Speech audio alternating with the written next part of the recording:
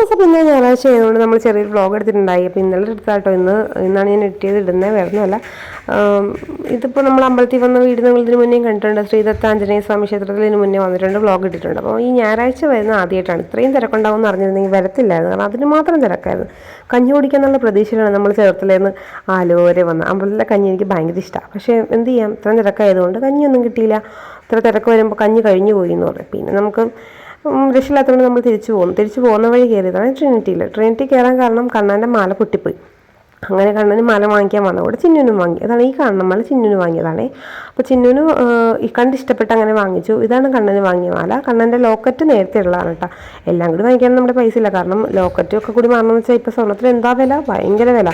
പിന്നെ കൊടുത്തു മാറിയത് കൊണ്ട് അവർ ഒന്നും കുറച്ചിട്ടൊന്നുമില്ല. പിന്നെ നമ്മൾ സ്ഥിരം ട്രിനിറ്റിയിലാണ് വരുന്നത്. പിന്നെ ജേക്കപ്പാണ് നമുക്ക്, ഈ നിൽക്കുന്നതാണ് ജേക്കപ്പ്. അവനാണ് നമുക്ക് എപ്പോഴും ഗോൾഡൊക്കെ എടുത്തത്. നമുക്ക് വലിയ കാര്യമാണ് എടുത്തത്. അപ്പോൾ ഇന്നത്തെ വീഡിയോ ഇത്രയുള്ളൂ. നമ്മൾ വീട്ടിൽ പോവുകയാണ്.